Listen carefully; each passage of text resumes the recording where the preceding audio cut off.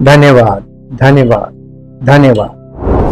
सच्चे जीवित और महान सामर्थी परमेश्वर, दिल से आपका धन्यवाद करते हैं क्योंकि आपने जो किया है और जो आप कर रहे हैं, आपकी अपनी इच्छा को हर विश्वास करने वाले के जीवन में आप पूरा करना चाहते हैं और जो लोग समर्पित हो गए हैं उनके जीवन में अपनी इच्छा को पूरा कर रहे हैं, ताकि प्रभु हर व्यक्ति जो समर्पित हुआ है आपकी इच्छा उसके जीवन में पूरी हो, आपकी सामर्थ्य के द्वारा आपकी महिमा प्रकट हो और उसका जीवन आपकी महिमा का कारण बने। उसके जीवन से ये प्रमाणित हो कि उसने आप पर विश्वास किया है, आपके इकलौते पुत्र प्रभु यीशु मसीह के उस बलिदान पर विश्वास किया है जो आपके प्रेम का सबूत है, ताकि प्रभु हम समर्पित रहें उसके लिए जिसने अपना प्राण हमारे लिए दिया, हमारे पापों के लिए मरा। अब हम उसके गुलाम हैं, उसके ऋणी हैं, हम उसके देनदार हैं, क्योंकि उसने हमारी जगह अपना प्राण दिया हमारे पापों के लिए। तो अब हम उसके ऋणी हैं, उसके कर्जदार हैं, ताकि हम उसके लिए जिए, ताकि उसकी महिमा हमारे जीवन से प्रकट हो और हमारी क्षमा कबूल हो। उसकी महिमा के द्वारा, जब उसकी महिमा हमारे जीवन में प्रकट होगी तभी हमारी क्षमा सिद्ध होगी, ताकि आपकी महिमा के द्वारा आपका नाम महिमा पाए। धन्यवाद के साथ प्रार्थना को प्रभु यीशु मसीह के पवित्र नाम से मांगते हैं, आमीन। सबको जय मसीह की। हम परमेश्वर का बहुत धन्यवाद करते हैं क्योंकि वो महान है और इतना महान है जो आप अनुमान नहीं लगा सकते। आज हम पश्चाताप की शक्ति के ऊपर चिंतन और मनन करेंगे, अध्ययन करेंगे, और वो ये इतना महत्वपूर्ण है कि हर मनुष्य के लिए जो इस पृथ्वी पर जन्म लेता है, चाहे वो किसी भी जाति से हो, चाहे वो किसी भी भाषा का बोलने वाला हो, चाहे वो कोई भी हो, पूरी दुनिया में से किसी कोने में रहने वाला, किसी भी समुदाय का हो, किसी भी कल्चर का हो, है तो वो मनुष्य ना। परमेश्वर ने जो क्रूस पर अपने पुत्र का बलिदान दिया है वो किसके लिए है? किसी जाति विशेष के लिए नहीं है, किसी समुदाय विशेष के लिए नहीं है, उस समस्त मानव जाति के लिए। और इसके लिए हमें परमेश्वर के वचन को समझना पड़ेगा। परमेश्वर के वचन से महत्वपूर्ण विषय क्या है, परमेश्वर क्या चाहता था, क्यों उसने ऐसा किया, और उसके ऐसा करने से आज मानव जाति के लिए क्या आशा है। और जीवन, आशा का नाम ही जीवन है। जब आपको आशा मिलती है तो आपको जीवन मिलता है, उम्मीद। जब आप निराश हो जाते हैं, उम्मीद की एक किरण मिलती है तो आपको बड़ी जान आ जाती है कि हाँ हो सकता है, अभी भी संभव है ना। जब तक सांस, तो आशा क्या है? जब तक आपकी सांस चल रही है यही तो आशा है। सांसें रुक गई, आशा खत्म। तो आप और हम जीवन में कई बार ऐसी दशा में आ जाते हैं जब हम निराशा के बिल्कुल करीब होते हैं, दिया बुझने वाला होता है। तभी परमेश्वर की ओर से अनुग्रह के द्वारा एक ऐसी ज्योति चमकती है कि हमको उम्मीद की किरण दिखाई जाती है कि नहीं, परमेश्वर कर सकता है। डॉक्टर ने मना कर दिया है, डॉक्टर नहीं कर सकता था, सबने मना कर दिया, वो लोग नहीं कर सकते थे, निराश हो गए। लेकिन तभी अगर हम परमेश्वर के वचन को पढ़ने वाले, सुनने वाले कलीसिया से बिलोंग करते हैं तो परमेश्वर के वचन के द्वारा हमारा ध्यान परमेश्वर की ओर जाता है कि वो कर सकता है। जो मनुष्यों के लिए संभव है वो उसके लिए संभव है। मेरे साथ एक पद निकालें जो आपको मिलेगा इब्रानियों की पत्री, इब्रानियों की पत्री उसका 9 अध्याय, इब्रानियों की पत्री उसका 9 अध्याय और उसका 27 पद पढ़ेंगे। और जैसे मनुष्यों के लिए एक बार मरना और उसके बाद न्याय का होना, 2 चीजें नियुक्त हैं, एक मृत्यु और एक न्याय, जजमेंट। जब आपकी मृत्यु होगी उसके बाद आप परमेश्वर के, आपकी आत्मा न्यायासन के सामने जाएगी कि नहीं जाएगी? और आपने देह में रहकर जो कुछ भी किया है उसका न्याय होगा। आपने अपने मन की, आपने किसी के कहे पे चले, उस किसी के कहे पे चलने के पीछे भी वो आपकी इच्छा ही होती है। जो चीज आपको पसंद होती है और कोई व्यक्ति कह रहा है ये करो तो आपको पसंद है, इसलिए आप उसकी बात मान रहे हो, ठीक? तो ये सब चीजें जो आपने देह में रहकर जो कुछ भी किया उसका न्याय होगा। अब आप ये बताइए, आपकी देह में परमेश्वर के वचन के अनुसार देखिए तो प्रत्येक मनुष्य पापी है। तो हमारी ये देह जो है ये पाप की देह है। तो हमारे इसमें जो प्राण है, हमारा स्वभाव है, वो पापी स्वभाव है।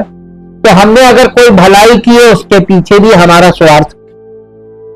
भाई आपने कहीं पे दान दिया तो उसके पीछे आपका स्वार्थ है। आपने क्यों दिया? इस लालच में दिया है कि शायद यहां पर दे दें तो मुझे आर्थिक लाभ मिल जाए, है ना? आप देखिए, जो आप पैसे को किसी को देते हैं इसके कई नाम हैं। आप गवर्नमेंट को देते हैं तो टैक्स, और आप मंदिर में देते हैं तो दान। तो उधर टैक्स बोला जा रहा है, इधर दान बोला जा रहा है। आप किसी गरीब आदमी को देते हैं तो कहते भीख। वही है, पैसा दे रहे हैं। पैसे के देने के कितने नाम हो गए। आप किसी को चुप्पे से अपना काम कराने के लिए कुछ दे रहे हैं, पैसा, घूस, है ना? और यानी खुश होकर किसी को दे रहे हैं तो बख्शीश। ये नजरिए हैं। बख्शीश जो है वो घूस बन गई और घूस बख्शीश बन जाती है। ये तो अपने अपने देखने का नजरिया है कि आपने किस तरीके से दिया, क्यों दिया, देने के पीछे का कारण क्या है, आप क्यों दे रहे हैं।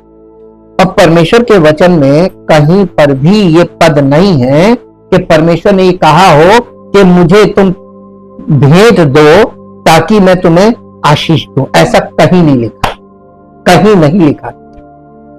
आपको जो इनकम मिलती है, चाहे वो बिजनेस से मिले, चाहे वो नौकरी से मिले, स्वरोजगार से मिले, कैसे भी इनकम जो आ रही है आपके पास, या खेती से आपको मिल रहा है, तो ये जो इनकम आपके पास आ रही है, ये इनकम किसके अनुग्रह से आ रही है? अगर आपको स्वस्थ ना रखे तो आप कमा के दिखा दीजिए, नहीं है ना? परमेश्वर ने पुरानी वाचा में आप देखेंगे तो परमेश्वर ने इस्राएलियों से यही कहा था कि मैं तुम्हें अच्छा स्वास्थ्य दूंगा, अपने अनुग्रह में दया बना के रखूंगा। और खेती का समय था तो खेती के लिए उसने कहा था मैं तुम पर ऐसा अनुग्रह करूंगा कि तुम्हारे खेत में अच्छी फसल हो। लेकिन जब वो परमेश्वर की वाचा में दूर चले गए, परमेश्वर की आज्ञा नहीं मान रहे थे, तो खेतों में फसल अच्छी नहीं होती। लेकिन वो पश्चाताप करते थे, उनकी फसल में बम्पर फसल हो जाती थी। तो परमेश्वर उन्हें सिखा रहा था कि देखो, तुम कुछ भी करके इनकम बढ़ा नहीं पाओ, मेरे साथ संबंध सही रखोगे तो मैं आशीष दूंगा, और मेरी आशीष से तुम फलवंत होगे, तब तुम्हारी जो इनकम होगी उस पर ब्लेसिंग आएगी। तो परमेश्वर के और मनुष्य के बीच एक रेशियो है, बाइबल बताती है 60% परमेश्वर का भाग होता है, 40% मनुष्य का भाग होता है इनकम में। लेकिन परमेश्वर ने कहा था कि तुम, इस्राएलियों से पुरानी वाचा में कहा था कि तुम सारी इनकम का 10वां हिस्सा मंदिर में जहां मेरी सेवा होती है वहां पर तुम दे देना, ताकि मंदिर में परमेश्वर की सेवा चलती रहे। वो परमेश्वर का हिस्सा है। अब परमेश्वर को आपने दिया तो अब उस पैसे को परमेश्वर कैसे यूज करेगा इसका हिसाब आपको नहीं चाहिए, मान सकते हैं। अब आप छोड़ दीजिए, आपने दे दिया, आपने कर्तव्य का पालन किया, परमेश्वर आपको आशीष दे रहा है, परमेश्वर के आशीष के ही कारण आप दे रहे हैं, ठीक। दूसरी बात कि जब तुम मेरी उपस्थिति में आना तो भेंट लेके आना। तो 2 प्रकार की भेंट परमेश्वर के वचन में है। एक दशमांश, जो आपकी कुल इनकम का 10वां हिस्सा महीने में एक बार, और जितनी बार आप आते हैं तो परमेश्वर के लिए हर्ष भेंट लेकर आते हैं, स्वेच्छा बलि, जो अपनी इच्छा से आप दें। तो संडे को हम लोग ऑफरिंग करते हैं, ठीक। ये 2 प्रकार से परमेश्वर ने देने का तरीका बताया, लेकिन इसमें परमेश्वर ने कोई बाध्य नहीं किया। ताकि मनुष्य ये रियलाइज करे, जो नहीं दे पा रहा उसको ये मालूम होना चाहिए कि मेरा परमेश्वर के साथ संबंध सही नहीं, इसलिए मैं दे नहीं पा रहा। जब आप गिविंग में पीछे हो जाए तो समझ जाइएगा कि सर्किट में फॉल्ट आ गया, रिश्तेदारी में, परमेश्वर के साथ आपके रिश्ते में बीच में कुछ प्रॉब्लम आ गई, इसलिए बरकत नहीं हो रही, इसलिए आप दे नहीं पा रहे। ठीक, ये एक बहुत बड़ा यानी मॉनिटरिंग वाला पार्ट है कि विश्वासी के जीवन को आप इससे मॉनिटर कर सकते हैं, उसके विश्वास को मॉनिटर कर सकते हैं। देखिए, दशमांश शुरुआत से कोई नहीं दे सकता है, धीरे धीरे हम दशमांश की ओर बढ़ते हैं गिविंग में। धीरे धीरे ये विश्वास बढ़ता है ना, तो गिविंग बढ़ती है। आपका विश्वास नहीं बढ़ रहा है इसलिए गिविंग नहीं बढ़ रही, इसका मतलब स्टैग्नेंट। आपका विश्वास क्यों नहीं बढ़ रहा है? आप विश्वास में एक लेवल पे जाके फंस गए और आपका संबंध सही नहीं है, इसलिए बरकत नहीं आ रही। तो आपकी गिविंग से पता चल जाए परमेश्वर अपनी उपस्थिति में जो लोग गिविंग। अब आप इसका एक एग्जांपल देखिए, प्रभु यीशु मसीह एक बार जब लोग दान दे रहे थे, वहां यीशु मसीह खड़े हुए थे, उन्होंने एक विधवा आई वहां पर, उसने 2 चांदी के सिक्के थे वो पूरे डाल दिए और बाकी लोगों ने खूब ढेर ढेर डाला, सोने चांदी जेवर सब डाले। यीशु मसीह कहने लगे कि सबसे ज्यादा इस स्त्री ने दिया। तो चेले चौंक गए, चेलों ने कहा अरे प्रभु कैसी बात कर रहे हो, लोगों ने तो इतना ज्यादा इसने सबसे कम दिया।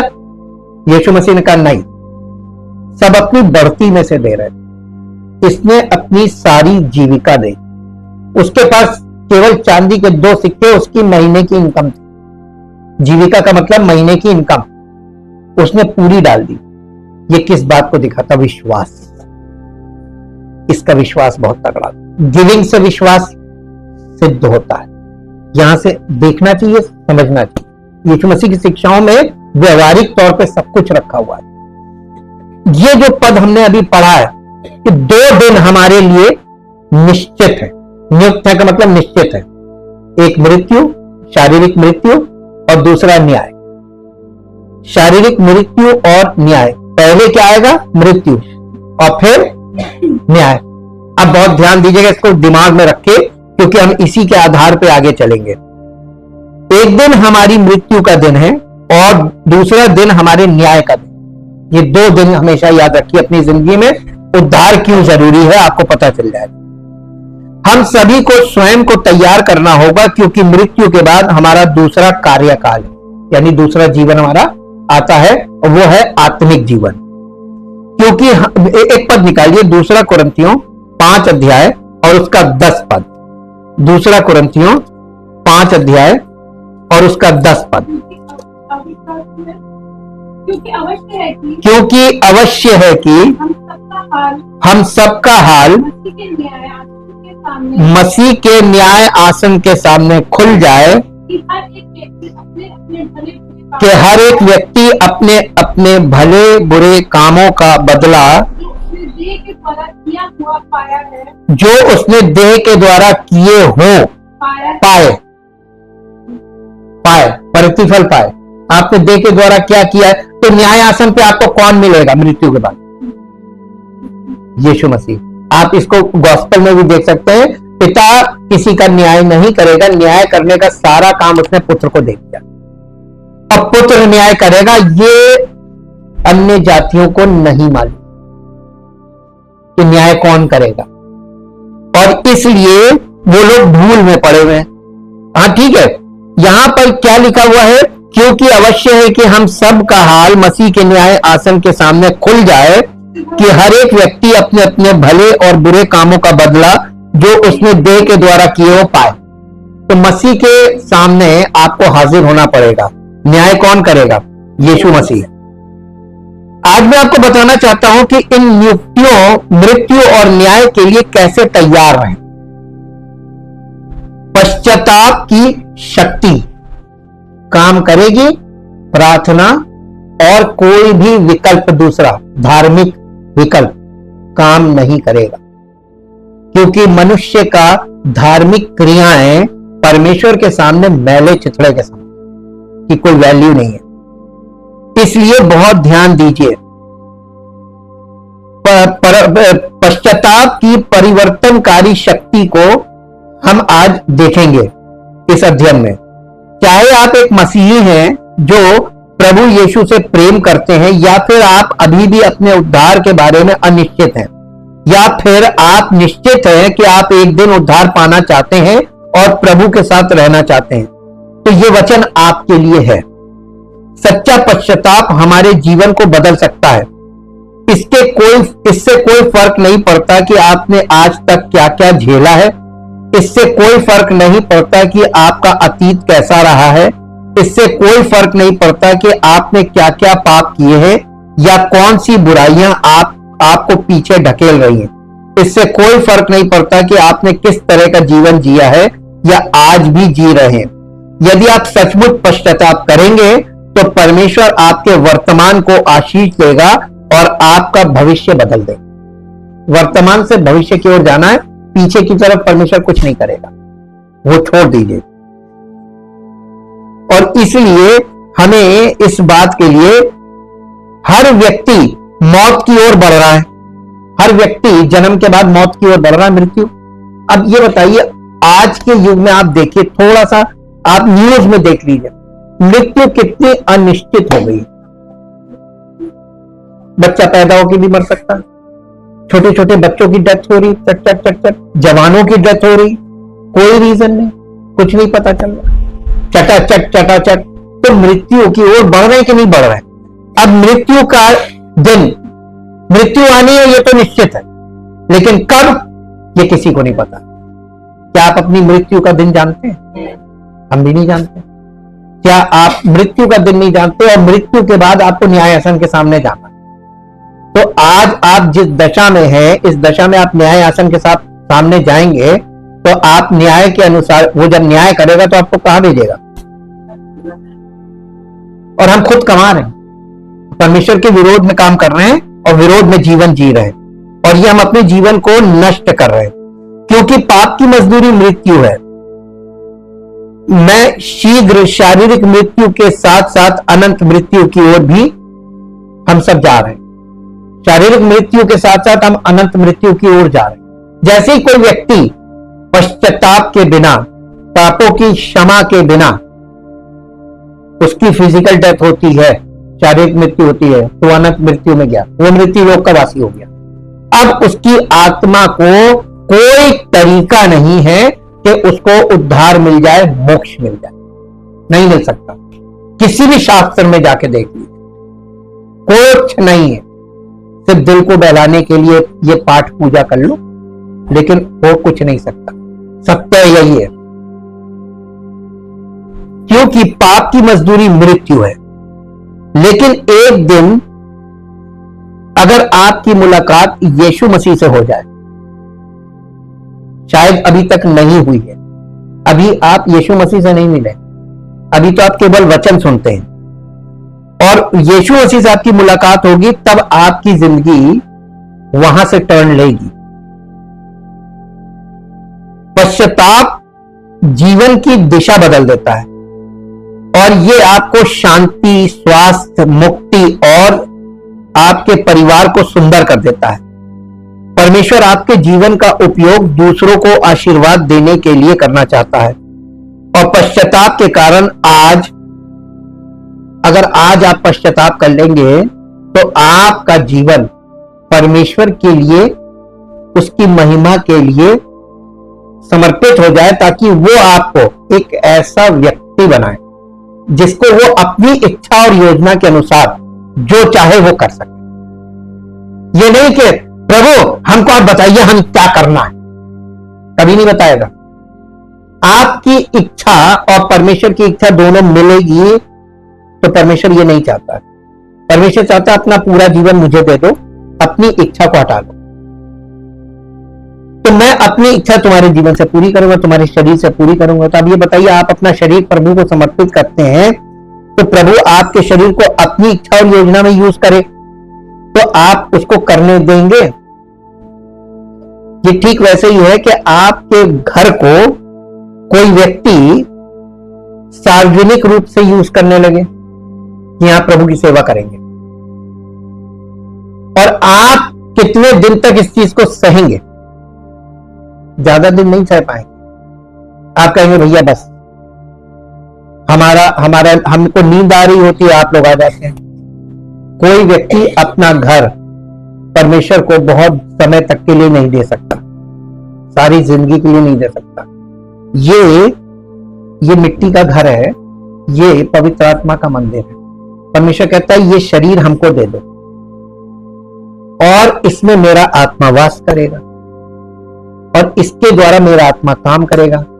तो उसमें अगर मेरी इच्छा और परमेश्वर की इच्छा, दो इच्छाएं, दो इच्छा का मतलब दो व्यक्ति हो गए, तो कभी हम उसका अनादर करेंगे तो वो रहना मांगेगा? नहीं रहेगा।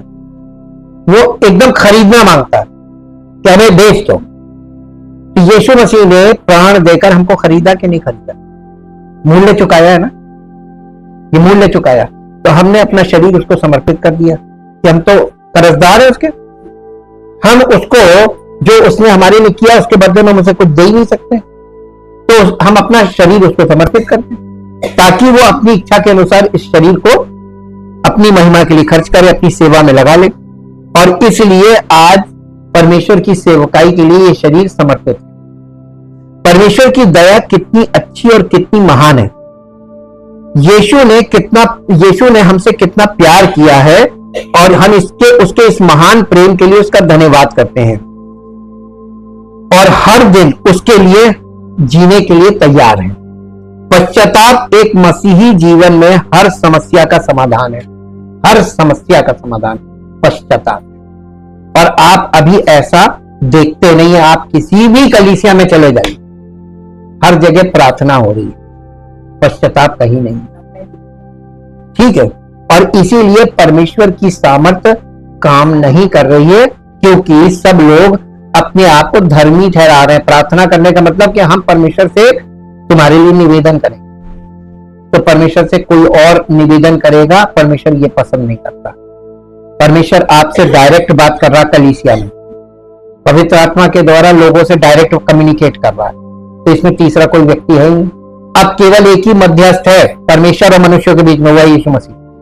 वही हाई प्रीस्ट है, वही राजा है, वही भविष्यवक्ता है। तो ये तीन पुराने नियम के मेन लोग थे। आज ये तीनों ऑफिसेज यीशु मसीह ने भविष्यवक्ता वाला पूरा कर लिया। इस समय एट प्रेजेंट वो हाई प्रीस्ट है क्योंकि पापों की क्षमा का मामला है। और इसके बाद वो हो जाएगा राजा, किंग फॉरएवर, प्रीस्ट फॉरएवर है। तो अब वो तीसरे ऑफिस में जाने वाला है, समय कम आ गया है। तो अब आपको पश्चाताप के बिना कोई दूसरा विकल्प बचा नहीं है। पश्चाताप से मुक्ति मिलती है।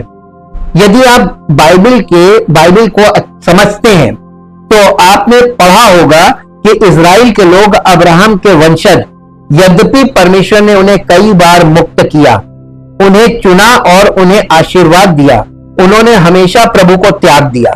वे अक्सर दूसरे देवताओं की ओर मुड़ गए और इस वजह से उन्हें कष्ट सहना पड़ा। उन्हें दुश्मनों द्वारा सताया गया, वे उत्पीड़न के अधीन रहे और इन कष्टों के समय में वे उस परमेश्वर को याद करते थे जिसे उन्होंने त्याग दिया था, और वे प्रभु को पुकारते थे और अपने बुरे तरीकों का पश्चाताप करते थे, और परमेश्वर ने हमेशा उनकी किस्मत बदल दी। वो उन्हें मुक्त कर देता और उन्हें एक बार फिर आशीर्वाद देता। पश्चाताप से इजराइल के लोगों को मुक्ति मिलती थी, प्रार्थना से नहीं मिलती थी। हिस्ट्री पढ़कर देख लीजिए। झूठा प्रचार चल रहा है, झूठा प्रचार सुनेंगे तो आपको झूठी आशा मिलेगी। काम कुछ भी परमेश्वर काम नहीं करेगा, ये याद रखिएगा। पश्चाताप शारीरिक चंगाई उत्पन्न करता है हमारे शरीर में। यशायाह नबी की पुस्तक निकालें, उसका 38 अध्याय निकालें, यशायाह नबी की पुस्तक और उसका 38 अध्याय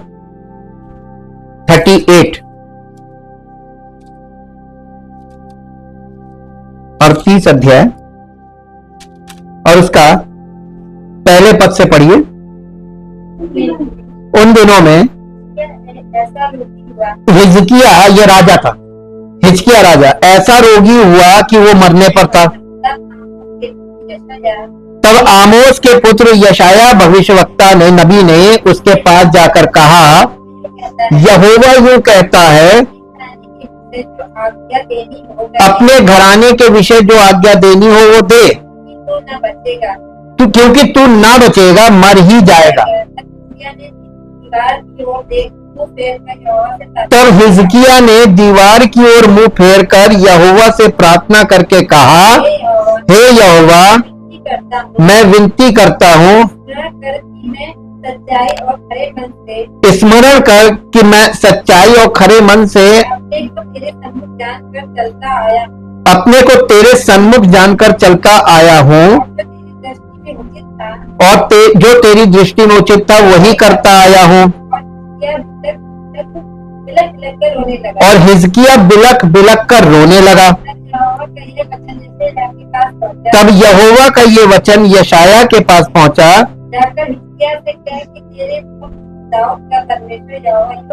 जाकर हिजकिय्याह से कह कि तेरे मूल पुरुष दाऊद का परमेश्वर यहोवा यूं कहता है, मैंने तेरी प्रार्थना सुनी, ये पश्चाताप के आंसू, मैंने तेरे आंसू देखे हैं।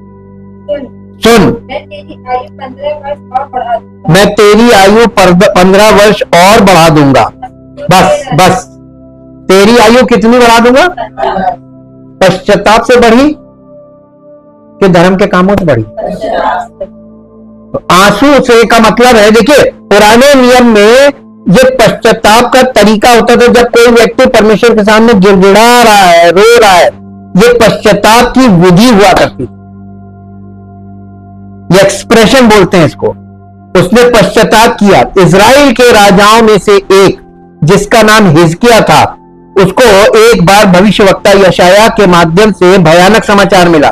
परमेश्वर ने भविष्यवक्ता को राजा के पास भेजा और उससे कहा, अपने घर को व्यवस्थित करो, क्योंकि तुम मरने वाले हो, तुम बच नहीं पाओगे। उसे मृत्यु की सूचना मिली, फिर भी हिजकिय्याह पश्चाताप करता है, रोता है, खुद को नम्र करता है, और परमेश्वर उसे चंगा करता है और उसे 15 साल का जीवन प्रदान करता है। पश्चाताप से चंगाई मिलती है। और आज लोग चंगाई कैसे दे रहे हैं? अब आप देखिए परमेश्वर का वचन क्या कह रहा है और लोग कर क्या, चंगाई सभा कर रहे हैं, वहां पर प्रार्थनाएं कर रहे हैं। वचन में कहीं लिखा हो तो बताइए, तो ये क्या चल रहा है? वचन के विरोध में सब कुछ काम चल रहा है, और ये परमेश्वर का काम नहीं है। परमेश्वर का काम तो वचन में जो लिखा है वो करने पर होगा। तो परमेश्वर का काम तो अभी शुरू भी नहीं हुआ। ये तो सब लोग अपने जो जिसको समझ में आ रहा है वो कर रहा है। वो वाली दशा है, न्यायियों के समय वाला हाल है। न्यायियों की पुस्तक में देखिएगा, जिसको जो समझ में आता था वो करने लगता था। सब अपनी अपनी धार्मिकता बना रहे, वही बिल्कुल युग है। सब अपना अपना रिलीजन तैयार कर रहे हैं, सब अपनी अपनी बातें कर रहे हैं, सब अपने अपने तरीके से। लेकिन उद्धार, छुटकारा, चंगाई, ये सब उद्धार का पार्ट है, किसी को नहीं मिलता। पश्चाताप नहीं ना, और पश्चाताप हट गया और धार्मिकता का घमंड आ गया। और घमंड तो परमेश्वर बिल्कुल बर्दाश्त नहीं करता। मेरी दुआ, तेरी दुआ, मेरा प्रचार, तेरा प्रचार, मेरी कलीसिया, तेरी कलीसिया, ये नहीं। कलीसिया तो उसी की है, और उसके वचन के अनुसार जो कलीसिया चलेगी वही उसकी कलीसिया होगी, बाकी नहीं। और आपको मालूम है हिजकिय्याह को क्या बीमारी थी? कैंसर। कैंसर उस समय में कैंसर का फोड़ा था, कार्बंकल बोलते हैं। ये एक ऐसा औंधा फोड़ा होता था जिसका इलाज नहीं था, ये ला इलाज होता था, और ला इलाज फोड़े को ही कैंसर बोला जाता है। और परमेश्वर ने केवल इसको जीवन नहीं दिया, चंगाई कैसे दी थी? उसको एक विधि बताई थी कि अंजीर की टिकिया तू बांध ले और तू चंगा हो जाएगा। उसने अंजीर को पीस पीस के उसकी टिक्की बनाकर अपने फोड़े पे बांधा, वो ठीक हो गया, हीलिंग हो गई। परमेश्वर ने उसको मेडिसिन बताई। मेडिसिन का भी इस्तेमाल हुआ है। आप कभी सोचे कि बिना मेडिसिन के प्रभु चंगा करता? नहीं, आपको मेडिकल में जाना पड़ेगा। ये परमेश्वर की ओर से हमें मेडिकल एड हमारे लिए रखी गई है। बहुत से विश्वासी तो मैंने ऐसे देखे हैं जो कहते मैं दवाई खाऊंगा ही नहीं, प्रभु मुझे चंगा करे। ना, परमेश्वर हवा में काम नहीं करता। उसने मनुष्य को बुद्धि दी, उसने इस पृथ्वी पर इतनी जड़ी बूटियां पैदा की है जिनसे दवाइयां बनती हैं। ये जमीन पर की चीजों से ही दवाइयां बनती हैं, और ये दवाई परमेश्वर की बुद्धि है, जिसने परमेश्वर ने मनुष्य को बुद्धि दी है, कि बनाने वालों को बुद्धि दी बनाने की, और उसको इस्तेमाल कैसे करना डॉक्टरों को बुद्धि दी है। तो बिना डॉक्टर के अपना इलाज खुद ना करें, ये भी एक सीख मिलती है। खुद के डॉक्टर कभी ना बने, सेल्फ ट्रीटमेंट सेल्फ डायग्नोसिस कभी ना करें, जो आज के युग के पढ़े लिखे लोग बहुत करते हैं। जो वो बाइबल के साथ कर रहे हैं वही वो अपने जीवन के साथ कर रहे हैं, कि पढ़े लिखे हैं तो हम पढ़कर दवाई भी अपनी खुद ले लेंगे, हम पढ़ के सारा इलाज भी खुद कर लेंगे। ये अपने शरीर पे प्रयोग करना और अपने शरीर को खतरे में डालना है। अपने जीवन को खतरे में ना डाले, हमेशा एक्सपर्ट ओपिनियन ले अपने इलाज के लिए। परमेश्वर ने हर चीज का इलाज इस पृथ्वी पर रखा, और जिन चीजों का इलाज नहीं है, पश्चाताप करेंगे तो आपको परमेश्वर उस चीज का इलाज भी दिखा देंगे। हो सकता है कि कोई बहुत छोटी सी चीज से इलाज हो जाए। अभी आपको इन चीजों का अनुभव नहीं, मैंने अपने जीवन में ये अनुभव किया है। जब हजारों की दवाइयां फेल हो गई थी, तब 5 रुपए की दवाई ने काम कर दिया। जिसे हजारों रुपए की दवाई और बड़े बड़े डॉक्टर नहीं कर पाए, तो वो 5 रुपए की दवाई से काम हो गया। मेरे जीवन में ये अनुभव है।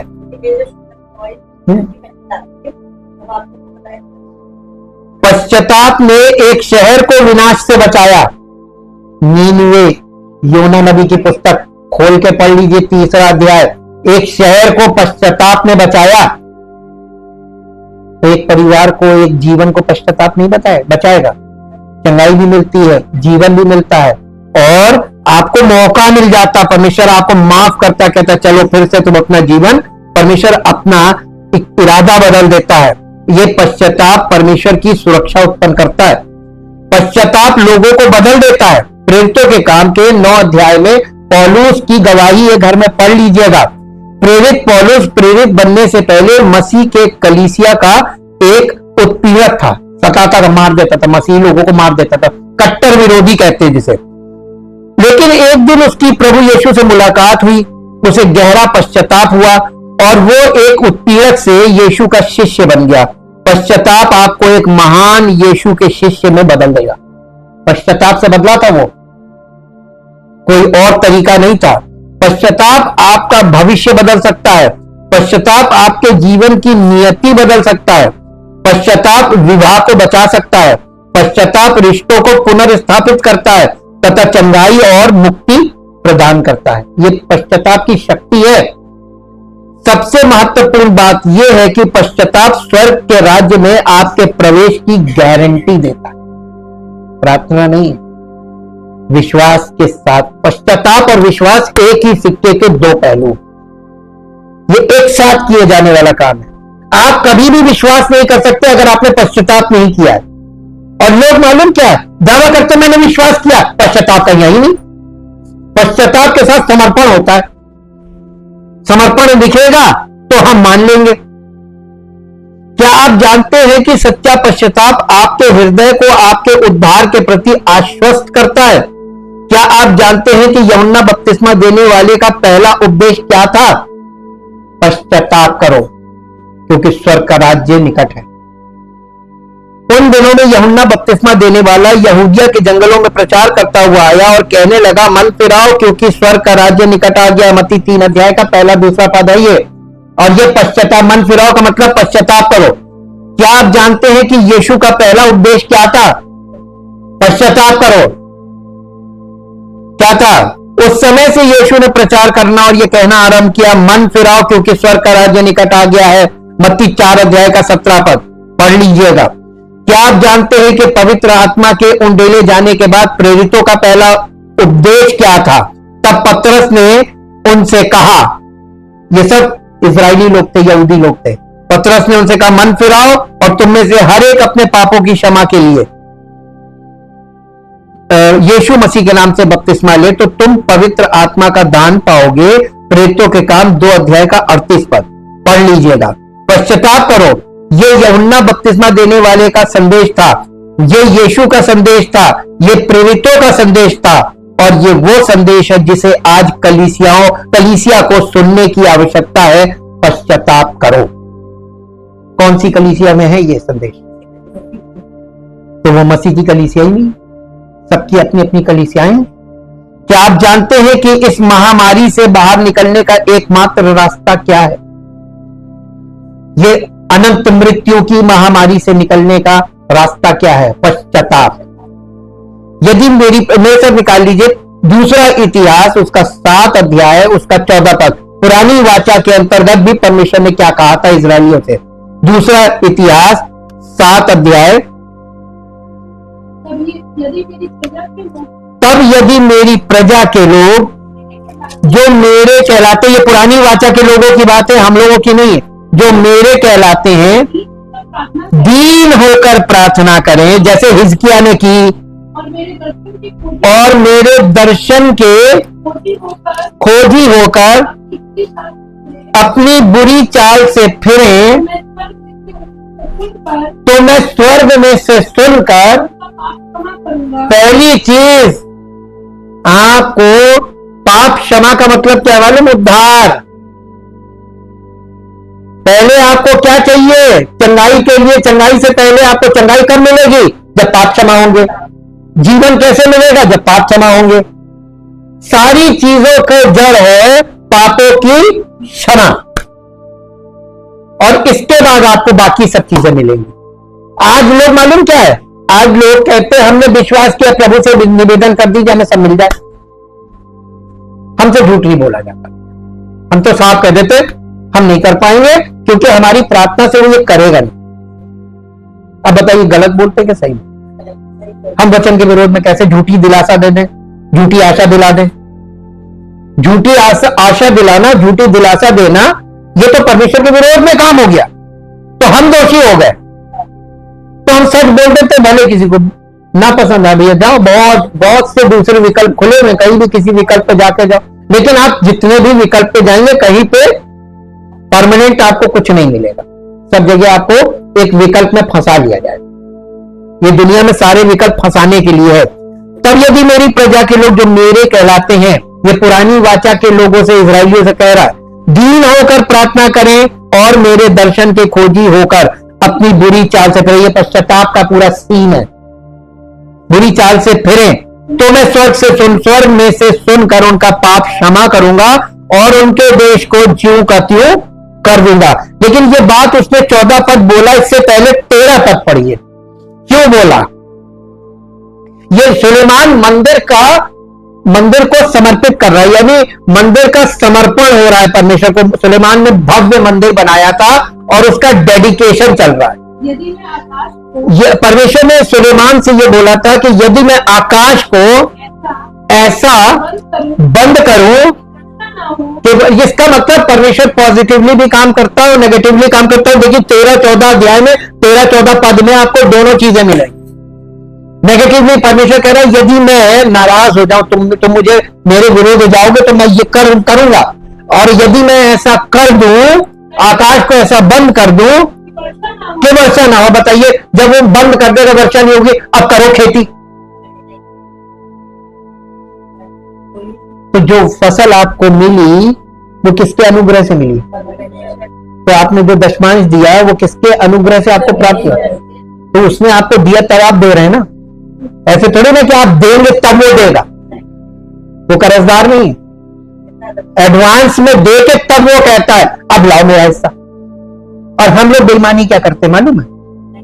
वो हमें दे देता, हमारी नीयत डोल जाती है। और आपको अनुभव से बता रहे हैं, आप किसी से पैसा लीजिए, लेते समय आप बड़े वायदे कर देंगे, मैं टाइम से दे दूंगा, मैं ये कर दूंगा, मैं वो कर दूंगा। हम आपको बहुत अनुभव की बात बता रहे हैं, लेकिन आप लेने के बाद देते समय नीयत बिगड़ जाती है। एक तो बहाना होता है कि है नहीं। मान लीजिए कहीं से कोई एक्स्ट्रा पैसा आया भी, तो आपके नीयत नहीं, ये तो हम त्योहार मना लेंगे, बच्चों के लिए ये लिया वो लिया, जब वो कहीं और से मिलेगा तब नहीं। ये आप क्या कर रहे हैं? नहीं, नियत खराब हो गई। जब पैसा आता तो नियत डोल जाती है ना, गिविंग वहीं पे फंसती है। बहुत बारीक चीज है, बहुत बारीक चीज। यहां पे वचन में जब जाते हैं तो परमेश्वर हम लोगों को दिखाता है जी, ये वर्षा ना हो या टिड्डियों को देश उजाड़ने की आज्ञा दूं, या अपनी प्रजा में मरी फैलाऊं। अभी मरी फैली थी, अभी एक फैली थी, अभी और आ रही। तब यदि मेरी प्रजा के लोग जो मेरे कहलाते, यानी परमेश्वर अपने लोगों से बात कर रहा है, वाचा में जो लोग हैं उनसे बात कर रहा है। यहां पे ये समझ लीजिए कलीसिया के लोगों से बात कर रहा है, बाहर वालों से नहीं कर रहा। तब यदि मेरी प्रजा के लोग जो मेरे कहलाते हैं दीन हो जाए, पहली चीज दीन बनो और परमेश्वर से पुकार कर कहो मेरे दर्शन के खोजियो, प्रभु कहाँ है तू। पश्चाताप के द्वारा ही परमेश्वर का दर्शन मिलेगा, तो पश्चाताप से उसका दर्शन भी मिलता है, और दर्शन मिलता है तब आपके जीवन में उसका कार्य शुरू होता है। ये बॉर्न अगेन कह लीजिए।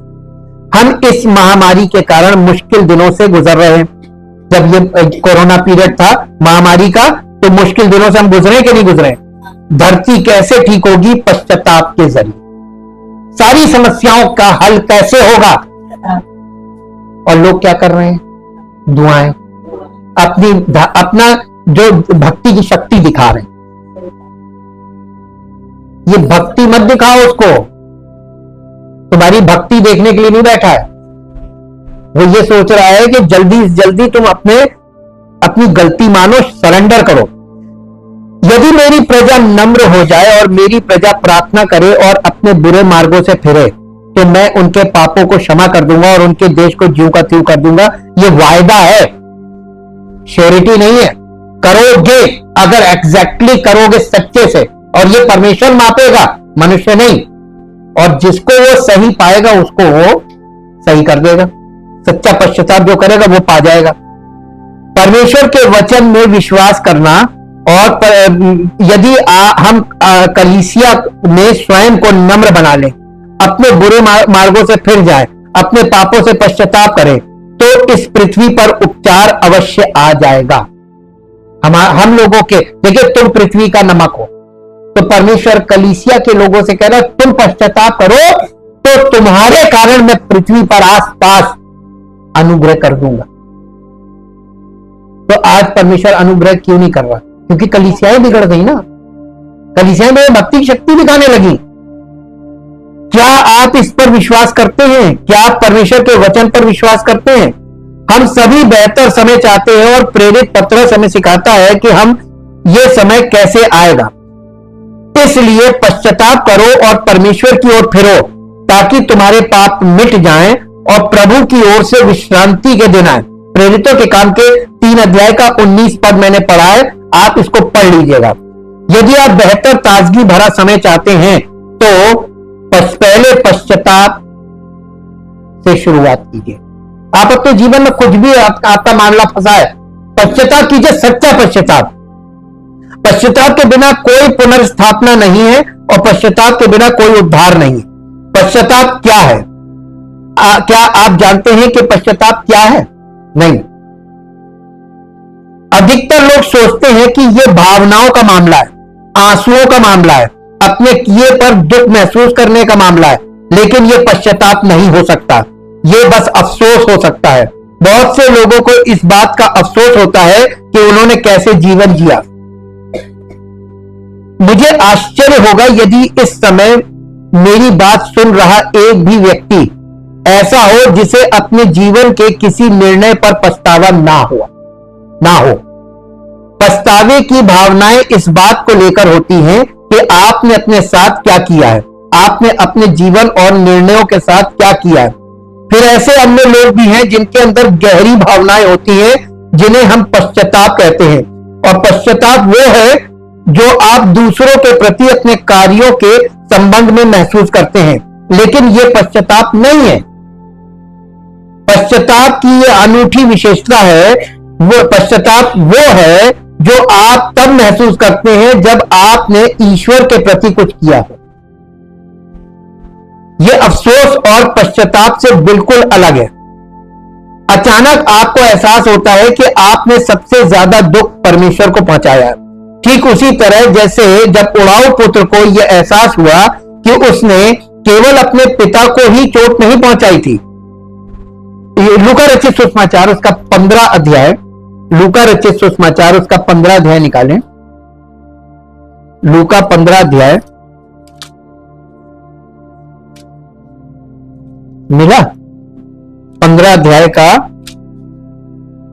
लूका 15 अध्याय और उसका 21 पद पढ़ेंगे। पुत्र ने उससे कहा, पिताजी, मैंने स्वर्ग के विरोध में और तेरी दृष्टि में पाप किया है और अब इस योग्य नहीं रहा कि तेरा पुत्र कहलाऊं। बस, अब इस योग्य नहीं रहा कि तेरा पुत्र कहलाऊं। उड़ाऊ पुत्र की कहानी में परमेश्वर ने कुछ हमारे लिए एक चित्र रखा है। क्या आपको लगता है कि आपका परमेश्वर के साथ जो आदम का जो संबंध था वो टूट गया, तो अब हमारा भी सबका टूट गया? हम सब आदम की संतान है, तो हमारा जो परमेश्वर के साथ जो संबंध टूट गया है, तो क्या आज हम पाप की दशा में, पतन की हालत में, तो क्या हम परमेश्वर के बेटा कहलाने के लायक है? यही तो लोग नहीं मानते, सब अपने आप को धर्मी कह रहे हैं और इसी बात से परमेश्वर नाराज है। जब आप सच्चा पश्चाताप करते हैं तो आपको एहसास होता है कि आपने परमेश्वर का नियम तोड़ा है, आपने परमेश्वर के प्रेम को अस्वीकार किया है, आपने परमेश्वर के क्रोध को भड़काया है, आप परमेश्वर के न्याय के पात्र हैं और आपको परमेश्वर की दया की आवश्यकता है। पश्चाताप और पछतावे से आवश्यक रूप से पश्चाताप नहीं होता है। मैं आपको यह बताना चाहता हूं कि पश्चाताप में 3 बातें शामिल हैं। नए नियम में पश्चाताप 3 सरल चरणों से होकर गुजरता है। पहला है विचार, पश्चाताप विचार में होता है। फिर है वचन, हमारे मुख से अंगीकार, और तीसरा है कर्म, हमारी क्रिया बदल जाती है, हमारे काम बदल जाते हैं। विचार बदलता है, फिर हमारे मुंह से अंगीकार निकलता है और फिर हमारी जीवन शैली बदल जाती है। और यह समझना बहुत जरूरी है। मैं आपको यह भी बताना चाहता हूं कि पश्चाताप हमेशा किसी विशेष पाप के प्रति होता है। आप सामान्य पापों से पश्चाताप नहीं कर सकते, आप केवल इस, उस और अन्य से पश्चाताप कर सकते हैं। इस नामिक पश्चाताप में 3 चरण शामिल हैं। सबसे पहले इसमें विशेष चीजों के बारे में अपना मन बदलना और उसके बारे में परमेश्वर के सोचने का तरीका अपनाना। पश्चाताप का पहला, अपने विचारों में क्या चेंज करना है? अपने दृष्टिकोण को छोड़कर परमेश्वर के दृष्टिकोण से हमें अपने आप को देखना। परमेश्वर के वचन के आधार पर, परमेश्वर का वचन हमें क्या कह रहा है? मैं धर्मी हूं कि पापी हूं? नहीं, परमेश्वर का वचन हमको क्या दिखा रहा है? मैं क्या हूं? तो हमें अपने आप को क्या देखना चाहिए? तो हमें अपने आप से घृणा होनी चाहिए। मैं तो परमेश्वर के उसका नाम लेने के लायक नहीं। पापी का मतलब जिसकी वो नहीं सुनता, ठीक? तो परमेश्वर मेरी सुनेगा ही नहीं। जब आप ऐसा करते हैं तो आप 2 निष्कर्षों पर पहुंचते हैं। ईश्वर उससे कहीं बेहतर इंसान है जितना मैंने सोचा था, मैं जितना सोचता था उससे कहीं ज्यादा बुरा इंसान हूं। यानी आप अपने आप को सबसे बुरा और परमेश्वर को सबसे अच्छा देखने लगते हैं। ये एक फर्क आया आपके विचार में, है, सोच में। आमतौर पर यह उल्टा होता है। हम परमेश्वर को कहते हैं, परमेश्वर क्या करें, परमेश्वर मेरे साथ बड़ा गलत कर रहा है, देखो उसने मुझ पर दया नहीं की, देखो मेरे साथ कितना बुरा किया, मैं तो उसको दशमान देता, मैं तो कलीसिया में जाता। आप अपनी धार्मिकता को लेकर खड़े हो, घमंड की बातें बोल रहे हैं। पश्चाताप की जरूरत है कि नहीं? ये रिलीजन में जितने लोग हैं, ये सबको पश्चाताप की जरूरत है।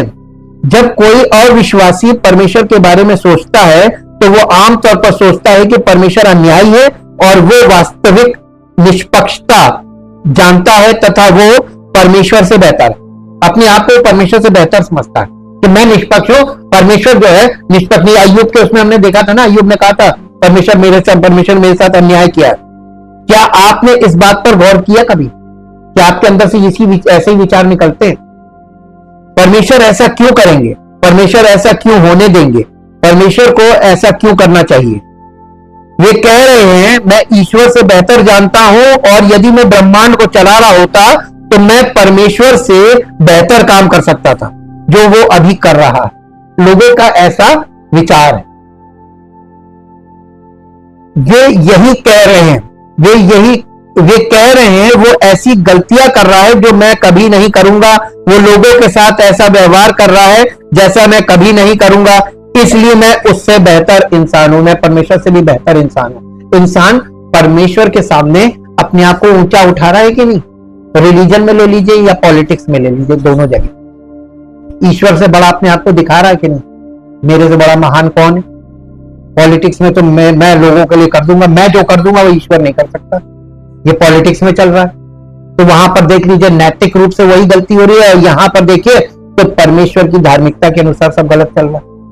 दोनों जगह एक ही चीज चल रही है। जब आप पश्चाताप करते हैं तो आपके विचार पुनः व्यवस्थित हो जाते हैं और आपको परम पावनता और शुद्धता की झलक मिलती है, और तब आपको एहसास होने लगता है कि आप वास्तव में कितने गंदे हैं और आपकी खुद की दृष्टि बहुत कम है। वास्तव में परमेश्वर के बारे में आपका दृष्टिकोण और प्रकटीकरण जितना उच्च होगा, स्वयं के बारे में आपका दृष्टिकोण उतना ही निम्न होना चाहिए। पश्चाताप मानसिकता में परिवर्तन है। पश्चाताप के लिए यूनानी शब्द मेटानोइया है, जिसका अर्थ है अलग तरह से सोचना। पश्चाताप का मतलब आपका पूरी दुनिया एक तरीके से सोच रही है, लेकिन जो कोई दुनिया से अलग हट के परमेश्वर के नजरिए से सोचने लगे, यही तो पश्चाताप है। मेटानोइया, आपका नजरिया ही फर्क हो गया। मेटा का मतलब होता है परिवर्तन, नोइया का मतलब होता है मन का परिवर्तन। आपका मन परिवर्तित हो जाता है, आप परमेश्वर के दृष्टिकोण से देखने लगते हैं, परमेश्वर के दृष्टिकोण से सोचने लगते हैं और परमेश्वर के दृष्टिकोण से चलने लगते हैं। इसी को कहते बॉर्न अगेन। किया कभी? पश्चाताप ही नहीं किया तो कहां शुरू होगा? जिस तरह से आप जीवन जी रहे हैं उस पर पुनर्विचार करना, अपनी मानसिकता को बदलना है। यह तब होता है जब आप ईश्वर के तरीके से सोचना शुरू करते हैं। दिलचस्प बात यह है कि आप जितना परमेश्वर के करीब आते हैं उतना ही अधिक स्पष्ट रूप से अपने पापों को देखते हैं और उतना ही अधिक पश्चाताप करते हैं। जितना अधिक आप समझते हैं कि वो कितना अच्छा है, उतना ही अधिक आपको एहसास होता है कि आप कितने बुरे हैं। दूसरा चरण पश्चाताप का वचन है, और इसका अर्थ है कि पहले अपने पापों को स्वीकार करना, अंगीकार करना। कलीसिया में हाँ, मैंने ये किया पाप, मैं पापी हूं। और जब आप सबके सामने खड़े होकर अंगीकार करेंगे, मालूम याकूब में क्या लिखा हो, याकूब की पत्री में, कि कलीसिया में तुम अपने अपने पापों को मानो सबके बीच में, तो मैं तुम्हें चंगा कर दूंगा। चंगाई का वादा किया वहां। नए नियम में सामान्य पापों की स्वीकारोक्ति नहीं है, केवल बहुवचन पापों की स्वीकारोक्ति है, यानी सिंगुलर। जो आदम ने उससे पाप की दशा हमारे अंदर आ रही, स्वभाव आ रहा है, उससे हमें पश्चाताप नहीं करना। हमें अपने पापों से, जो हम कर रहे हैं, जो हमने इस शरीर में होकर किए, पापों से, पाप से नहीं, पाप से पश्चाताप, पाप से प्रायश्चित यीशु मसीह ने किया, हमें पापों से पश्चाताप करना। यहां पे प्लूरल आ गया, जो हमने किए। ईश्वर ने मनुष्य को बनाया और उसे स्वतंत्र इच्छा दी, और यह स्वतंत्रता हमें अपनी गलतियों और पापों के लिए उत्तरदायी बनाती। यही स्वतंत्रता। हम सभी अपने निर्णयों के परिणाम हैं और हम अपने निर्णयों के लिए जिम्मेदार हैं। परमेश्वर के कारण कोई भी नरक में नहीं जाता। ये हमारे चुनाव ही हैं जो हमें परमेश्वर से दूर ले जा सकते हैं या स्वर्ग के राज्य में ले जा सकते हैं। परमेश्वर, हमारे विचार, हमारा चुनाव परमेश्वर से हमें दूर ले जा सकता है या हमें स्वर्ग के राज्य में भी ले जा सकता है। अब आपके ऊपर है, चुनाव आपको करना है। जब एक चोर जेल जाता है तो उसके जेल में होने के लिए कौन जिम्मेदार ठहराया जा सकता है? अपराध करना या उसका अपना निर्णय था? उसने अपराध किया, ये उसका अपना निर्णय था ना, अपनी इच्छा थी, तो कौन जिम्मेदार? वो खुद। ईश्वर ने हमें चुनाव की स्वतंत्रता दी है और हम अपने चुनाव के लिए जिम्मेदार हैं। तो चॉइसेस आपकी लाइफ में जो आप निर्णय लेते हैं वो आपका चुनाव है। आप निर्णय ले रहे हैं तो उसके जिम्मेदार कौन होगा, उसका फल कौन भोगेगा? तो हम क्यों परमेश्वर को कोसने लगते हैं? पूंजीवाद के जो लीडर्स हैं उनमें से एक मार्क्स ने कहा था, हमारा भाग्य आर्थिक व्यवस्था में। ये परमेश्वर के विरोध में बातें करने वाले लोग हैं। यीशु स्वर्ग और पृथ्वी के निर्माता और प्रभु हैं। उन्होंने कहा हमारा भाग्य पश्चाताप के माध्यम से बदला जा सकता है। ये यीशु मसीह ने कहा था। आप अपने भाग्य को बदल सकते हैं, आप अपने जीवन की गति बदल सकते हैं, नियति बदल सकते हैं, आप अपना पूरा जीवन बदल सकते हैं अपने एक निर्णय से। यदि हम अपने पापों को मान लें तो वो हमारे पापों को क्षमा करने और हमें सब अधर्म से शुद्ध करने में विश्वास योग्य और धर्मी है। कौन? प्रभु यीशु मसीह। ये हमने पढ़ा पहला यूहन्ना पहला अध्याय उसका 9 पद। अगर हम अपने पापों को स्वीकार करते हैं, ना कि अपने पापों को, हम अपने पापों को स्वीकार करते हैं, इसका मतलब है कि हमें उन्हें एक एक करके नाम देना चाहिए। जैसे अपनी आशीषों का हम नाम लेते हैं कि प्रभु ने हमें ये चीज दी, हमें ये चीज दी, वैसे अपने पापों का भी नाम ले। हमने ये गलत किया, हमने व्यभिचार किया, हमने झूठ बोला, हमने कुकर्म किया, हमने सब गलत किया। हर चीज का नाम ले लेकर बोलिए, खुलकर डिटेल मत बताइए, लेकिन बोलिए हमने ये सब किया। तब वो हमारे प्रत्येक पाप को क्षमा करने के लिए विश्वास योग्य और धर्मी है और उसका लहू हमें शुद्ध और स्वच्छ करता है। कितना सुंदर वादा है। शब्दों के साथ स्वीकारोक्ति के बाद पश्चाताप का कठिन हिस्सा आता है जो हमारे कर्म है। आपको मालूम याकूब में लिखा है विश्वास बिना कर्म के मुर्दा है। विश्वास बिना कर्म के, तो अब विश्वास के जो आपने तभी यीशु मसीह पर विश्वास कर लिया और पश्चाताप किया, विश्वास किया और पापों का अंगीकार किया, अब आपको कर्म करना है। कर्म कैसे? अब्राहम ने अपने बेटे को परमेश्वर को बलिदान करा, ये विश्वास की धार्मिकता पर छाप थी कि उसने परमेश्वर के लिए अपने पुत्र को बलि करने के लिए वो राजी हो गया। एक पिता होने के नाते सोचिएगा, कभी आप अपने बेटे को अगर आपको करना पड़े तो आपकी चूल्हे हिल जाएंगे। लेकिन परमेश्वर हमें हमारे बच्चों से, हमारे जो सबसे पक्का रिश्ता होता है उस रिश्ते, देखिए माँ बाप के लिए, एक बाप के लिए बच्चा सबसे कमजोर कड़ी होता है। परमेश्वर उस कमजोर कड़ी को पकड़ता है और कहता है ये मेरे लिए दे दो, इसहाक ही से तेरा वंश चलेगा। ये बात याद रखिएगा, नए नियम में लिखी है। बलिदान, इसहाक का बलिदान यीशु मसीह के बलिदान को दिखाता था, यानी यीशु मसीह से परमेश्वर का वंश चलेगा। ठीक, तो यीशु मसीह से जब आप अपने आप को बलि कर देते हैं परमेश्वर के सामने, अपनी इस देह को बलि कर दीजिए, प्रभु ये देह आपके लिए, इसको आप अपनी सेवा में जो आप चाहे वो मैं करूंगा। कर्म, अब ये कठिन चीज आ गई, ये हमारा कठिन हिस्सा है। पश्चाताप विचारों से शुरू होता है, फिर ये शब्दों में सामने आता है, लेकिन अंत में इसे हमारे कर्मों में दिखना चाहिए। पश्चाताप का तीसरा चरण हमारे कर्म है। उड़ाऊ पुत्र को होश आया, उसने पश्चाताप किया और न केवल शब्दों और विचारों में ही रुका रहा, बल्कि अपने पिता के घर लौट आया। देखिए, लौट आना पश्चाताप को पूरा करना है। परमेश्वर ने उसने क्या कहा था, इसलिए मन फिराओ और लौट आओ। लौट आओ का मतलब अपना जीवन परमेश्वर को, कलीसिया में समर्पित कर दो कि ये मेरी देह तेरी सेवा के लिए समर्पित। और वो लौट के आया। लूका 19 अध्याय में हमें जकई की कहानी में मिलता है, जो एक धनी यहूदी था, चुंगी वसूलने वालों का सरदार था, जो रोमियों के लिए काम करता था, कर वसूलता था और कर का पैसा चुराता था। इस व्यक्ति की यीशु से मुलाकात होती है। यीशु उसके घर पर दोपहर का भोजन करते हैं, उसे वचन का उपदेश देते हैं और जकई अपने पापों के लिए पश्चाताप करता है। लेकिन जकई ने खड़े होकर प्रभु से कहा, निकाल लीजिए लूका रचित सुसमाचार 19 अध्याय और 8 और 9 पद। लूका रचित सुसमाचार, जकई ने खड़े होकर प्रभु से कहा, हे प्रभु, देख मैं अपनी आधी संपत्ति कंगालों को देता हूं, और यदि किसी का कुछ भी अन्याय करके ले लिया है, ये क्या था? पश्चाताप के साथ साथ ये प्रायश्चित था। प्रायश्चित होता है भर देना, रिटर्न करना। रिटर्न प्रायश्चित है। पश्चाताप के साथ प्रायश्चित भी कर रहा है। ये दोनों चीजें, क्योंकि ये फिजिकल मैटर में आता है ना। जकई ने कहा, मैंने लोगों को धोखा दिया है और मैं उन सभी के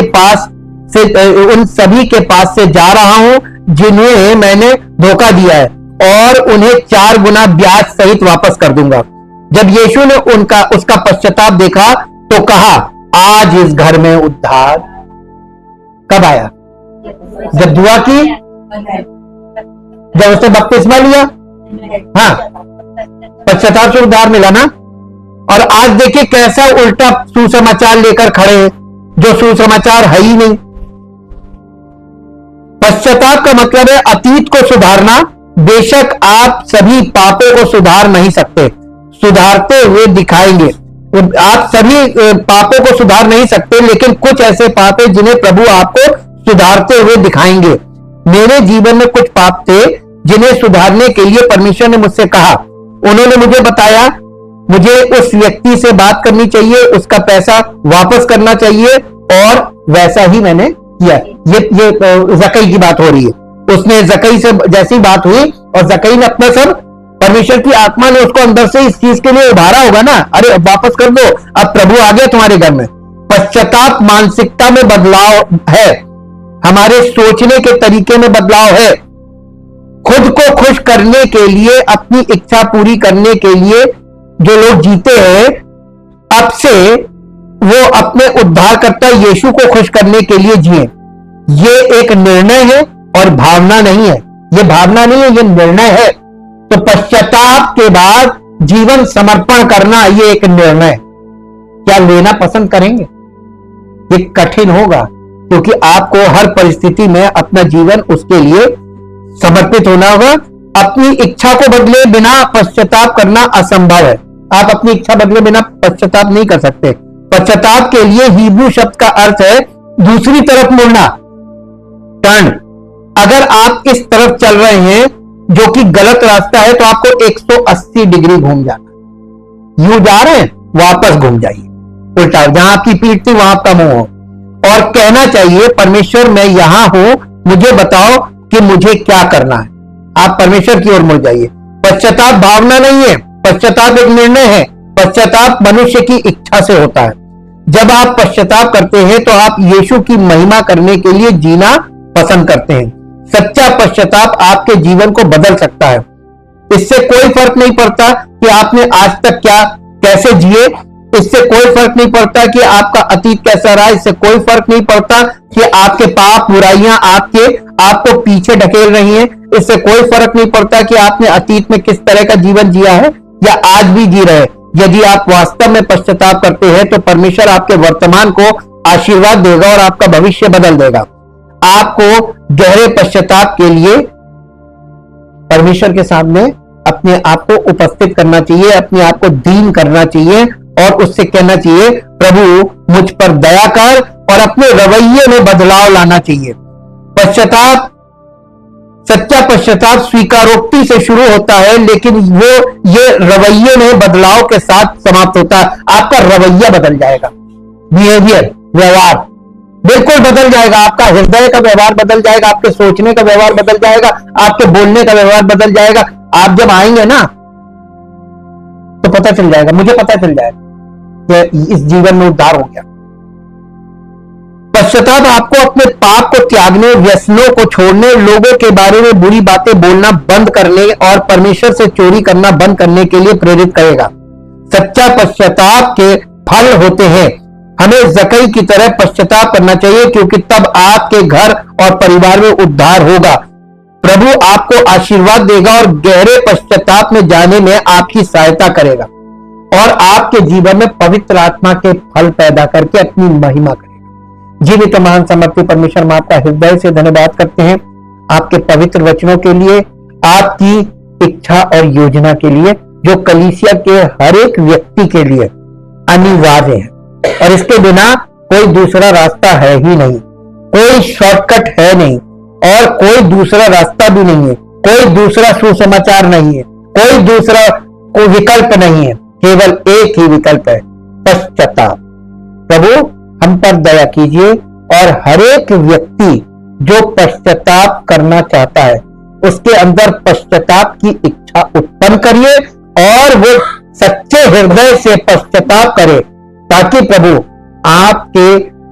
आपकी कलीसिया में लोगों का नया जन्म प्राप्त हो, नए सिरे से जन्म प्राप्त हो, और लोग स्वर्गीय जीवन प्राप्त करके स्वर्गीय जीवन जीना शुरू करें, ताकि आपकी महिमा प्रकट हो और आपका नाम महिमा पाए। प्रभु यीशु मसीह के पवित्र नाम से मांगते हैं, आमीन। Praise the Lord.